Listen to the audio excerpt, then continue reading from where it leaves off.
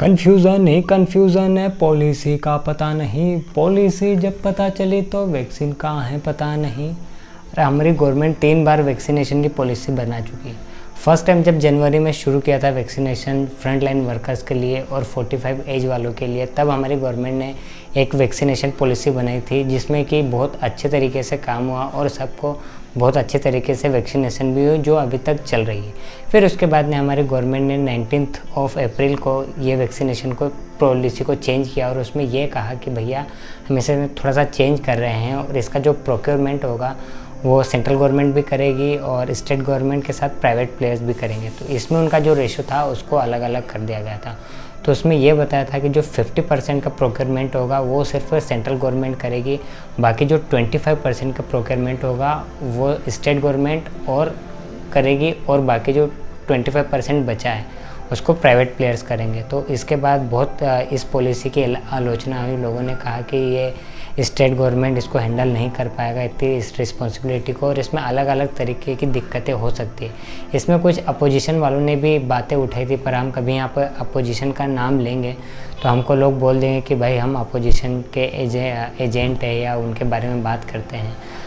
तो उस नई लिबरलाइज्ड वैक्सीनेशन पॉलिसी में ये कहा गया था कि जो सेंट्रल गवर्नमेंट होगी और जो स्टेट गवर्नमेंट और जो प्राइवेट प्लेयर्स होंगे तो वैक्सीन के जो रेट भी है सबके लिए अलग अलग होंगे। तो उसमें जो सीरम इंस्टीट्यूट और भारत बायोटेक के जो रेट थे वो तीनों के लिए अलग अलग थे। जहाँ ये सेंट्रल गवर्नमेंट को दोनों वैक्सीन मात्र 150 रुपीज़ में मिल रही थी, वहीं सीरम वाला 400 रुपीज़ में दे रहे थे, जो कि बाद में उनको चेंज करके उन्होंने 300 रुपीज़ कर दिया गया। और भारत बायोटेक ने इसका रेट 600 रुपीज़ लगाया था, जिसको बाद में चेंज करके 400 रुपीज़ कर दिया गया था। तो स्टेट्स के माथे ये जिम्मेदारी थी और जो प्राइवेट प्लेयर्स थे उनके लिए इन्होंने इसका रेट 1200 रुपीज़ तक रखा था। फिर बाद में लोगों ने बोला कि भैया बहुत सारे ऐसे लोग हैं जो इसका भाव नहीं दे सकते हैं, इसलिए सेंट्रल गवर्नमेंट को ही इसका खर्चा उठाना चाहिए। तो बहुत सारे हमारे चीफ मिनिस्टर्स ने ये बोला कि भैया हमने ये बात नहीं कही थी, हमने ये बात कही थी कि जो प्रोक्योरमेंट है वो तो सेंट्रल गवर्नमेंट को ही करना चाहिए, सिर्फ स्टेट गवर्नमेंट इसका डिस्ट्रीब्यूशन करेगी या लोगों को वैक्सीन लगाएगी। तो अभी जो नई पॉलिसी है उसमें जो 25% स्टेक स्टेट गवर्नमेंट के, तो उसको चेंज करके हमारे सेंट्रल गवर्नमेंट ने ये कर दिया गया है कि जो 75% अब प्रोक्योरमेंट हमारे सेंट्रल गवर्नमेंट करेगी और ये पूरा का पूरा स्टेट गवर्नमेंट को उसकी पॉपुलेशन के अकॉर्डिंग उनको दे देगी और जो डिस्ट्रीब्यूशन होगा वो स्टेट गवर्नमेंट के अंडर में होगा। तो हमने इसमें देखा कि कैसे जो कंपनीज़ है उन्होंने अपने एकदम इशारों पे हमारे स्टेट गवर्नमेंट्स को और हमारे सेंट्रल गवर्नमेंट को नचाया, और इसमें बहुत सारी दिक्कतें ये भी आई। उसमें ये था कि जब सेंट्रल गवर्नमेंट ने इनको बोल दिया स्टेट्स को कि भैया आपको अब प्रोक्योरमेंट करना है, तो ये अलग अलग जगह गए, कुछ इंटरनेशनल मार्केट में भी गए। तो इंटरनेशनल कंपनीज़ ने ये कहा कि हम स्टेट गवर्नमेंट से बात नहीं करेंगे, हम सिर्फ डील यूनियन गवर्नमेंट या सेंट्रल गवर्नमेंट से ही करते हैं। बाकी जो हमारे लोकल कंपनीज़ थी सीरम और बायोटेक, तो उन्होंने ये कहा कि उनके पास यहाँ की जिम्मेदारियाँ भी थी, भारत को भी उनको वैक्सीन देना था और उनके पास कुछ विदेशों के ऑर्डर्स भी थे, उनको भी उनको फुलफिलमेंट करना था। पर अभी हमारे गवर्नमेंट ने उनको कुछ पैसे भी दिए और उन्होंने उनके प्रोडक्शन में भी इंक्रीमेंट किया है। तो हो सकता है कि आने वाले दिनों में और भी वैक्सीनेशन का जो ड्राइव है वो बड़ा होते जाए और दिन ब दिन ज़्यादा लोगों को वैक्सीन लगती जाए। उसमें दूसरी प्रॉब्लम थी एडमिनिस्ट्रेशन की और फिर टीकों की। तो हमारे सेंट्रल गवर्नमेंट ने बहुत सारे पुरानी पॉलिसी के तहत, जिसको कि लिबरलाइज्ड वैक्सीनेशन पॉलिसी कहा था, उसमें ये बोला था कि भैया स्टेट ने इतने सारे डोज बर्बाद कर दिए, हमने इस स्टेट्स को इतने दिए थे तो ख़त्म हो गए। कोई स्टेट कह रहा था कि हमारे पास तो भैया है ही नहीं, हम लोगों को कैसे वैक्सीन दें। बहुत सारे उन्होंने जो वैक्सीन के सेंटर्स थे उनको बंद कर दिए थे। तो ये से जो अलग अलग सब एक दूसरे के ऊपर ब्लेम कर रहे थे और ये ब्लेम शायद अब ख़त्म होने को आए।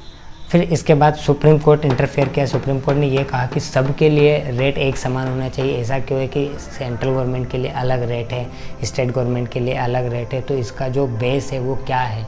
तो इस पॉलिसी को तो हमारा सुप्रीम कोर्ट एक इरेशनल और मनमानी वाली पॉलिसी बता चुका था। तो फिर अभी जो एक डिसीजन आया है उसमें यह कहा गया है कि भैया आप थोड़ा संभालिए और देखिए और अपने हाथों में ले लीजिए।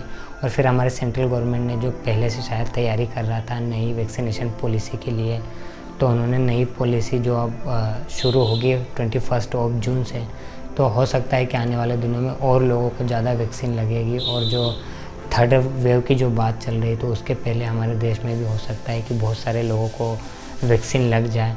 और इसके लिए हमारे सेंट्रल गवर्नमेंट ने बजट में, जो अभी का बजट था उसके लिए 35,000 करोड़ रुपीस रखे थे, तो इस अमाउंट से लगभग 100 करोड़ लोगों को हमारे यहाँ पे डोज लग सकती है।